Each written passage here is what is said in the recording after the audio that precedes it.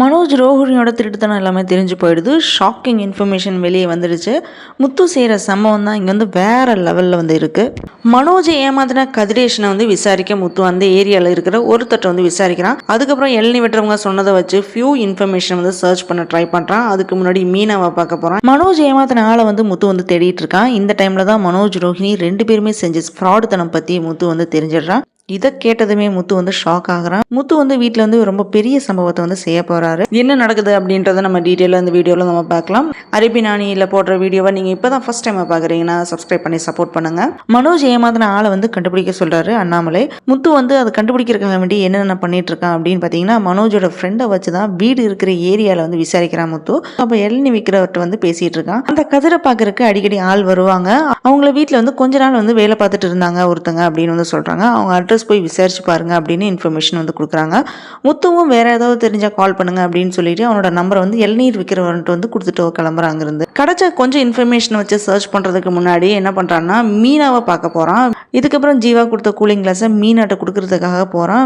மீனாட்ட வந்து நீ எங்க இருக்க அப்படின்னு கேட்கும்போது, அம்மா தங்கச்சியோட நான் கோயில் பக்கத்தில் இருக்கேன் அப்படின்னு வந்து சொல்றா. இதுக்கப்புறம் மனோஜ் வந்து ஃப்ரெண்டை வந்து வழியில இறக்கி விட்டு போட்டு மீனாவை பார்க்க போறான். முத்து கார்ல இருந்து இறங்கும் போதே கண்ணாடியோட வந்து போஸ் கொடுக்குறான். சீதா பார்த்துட்டு சூப்பரா இருக்கு மாமா அப்படின்னு வந்து சொல்றா. உடனே மீனாக ஸ்பெக்ஸை போட்டு விட்டுட்டு எப்படி இருக்கு அப்படின்னு வந்து கேட்குறான். அதுக்கு சீதா என்ன சொல்றான்னா, அக்கா விட உங்களுக்கு தான் மாமா சூப்பரா இருக்கு அப்படின்னு சொல்லி கலாய்க்கிறா. கனடால இருந்து வந்திருக்காங்க இல்லையா, அந்த மேடம் தான் வாங்கி கொடுத்தாங்க அப்படின்னு வந்து முத்து சொல்றான். அதுக்கப்புறம் எல்லாருமே சேர்ந்து போட்டோன்னு எடுக்கிறாங்க.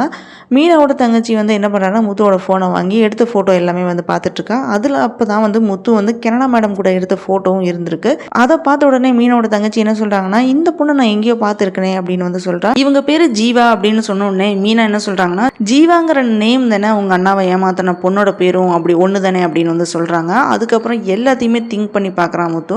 இந்த பொண்ணு தான் வந்து மனோஜை லவ் பண்ணின பொண்ணு அப்படின்னு வந்து சொல்றா. மீனாவும் ஆமாங்க அப்படின்னு வந்து சொல்றா.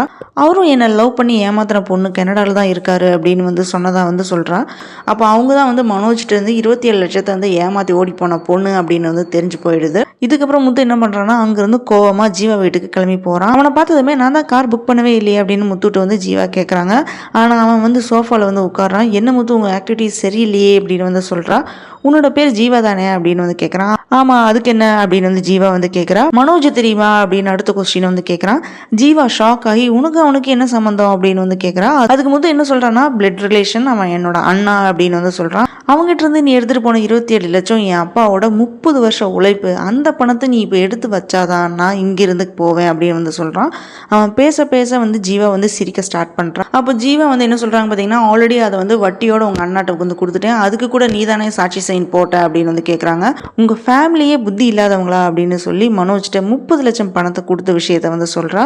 உன்னோட அண்ணா வந்து சரியான மூட்டால், அதனால தான் நான் அவனை ஏமாத்திட்டு நான் ஓடிட்டேன். இப்போ உன்னோட அண்ணா வந்து மேரேஜ் பண்ணியிருக்கிற அந்த பொண்ணு தான் வந்து கிரிமினல் மைண்டு, அவ தான் வந்து ரொம்ப டேஞ்சர் அப்படின்னு வந்து ஜீவா சொல்றா. அப்போ 2 பேருமே சேர்ந்து தான் இந்த வேலையை வந்து பார்த்துருக்காங்க அப்படின்ட்டு வந்து முத்து திங்க் பண்றான். போன தடவை நான் வந்து போய் என்னை பார்த்து போலீஸ் ஸ்டேஷன்ல கூட்டிட்டு போய் பிரச்சனை பண்ணி பணத்தை வாங்கிட்டாங்க. அதுவும் அவனோட வைஃப் ரோகிணி வந்து சரியான ஃப்ராட், 27 லட்சத்துக்கு வட்டின்னு சொல்லி 30 லட்சத்தை வாங்கிட்டா அப்படின்னு வந்து சொல்றாங்க. இதை கேட்ட முத்து வந்து ரொம்ப ரொம்ப ஷாக் ஆகுறான். உங்க டோட்டல் ஃபேமிலியே வந்து ஏமாத்திட்டு இருக்காங்க 2 பேருமே சேர்ந்து. நீதான் பணத்தை கொடுத்ததுக்கு விட்னஸ் சைன் போட்ட, நம்மளனா போய் போலீஸ் ஸ்டேஷன்ல போய் பாரு அப்படின்னு வந்து சொல்றான். முத்து ஜீவாட்ட என்ன சொல்றான்னா, இதை வந்து என் வீட்டில் வந்து சொல்லு, இல்லைனா அவன் வந்து நானா வந்து கதை விடுறேன் அப்படின்னு சொல்லுவான் அப்படின்னு முத்து சொல்லிட்டு இருக்கான். ஜீவாவும் எனக்கு மனோஜ் ரோஹிணி கிட்ட தீர்க்க வேண்டிய பஞ்சாயத்து ஒன்று இருக்கு, நான் வரேன் அப்படின்னு வந்து சொல்றான். முத்து வீட்டுக்கு போய் எல்லாரையுமே வந்து ஹாலுக்கு வர சொல்றான். எல்லாருமே வந்து என்ன ப்ராப்ளம் அப்படின்னு வந்து கேட்குறாங்க.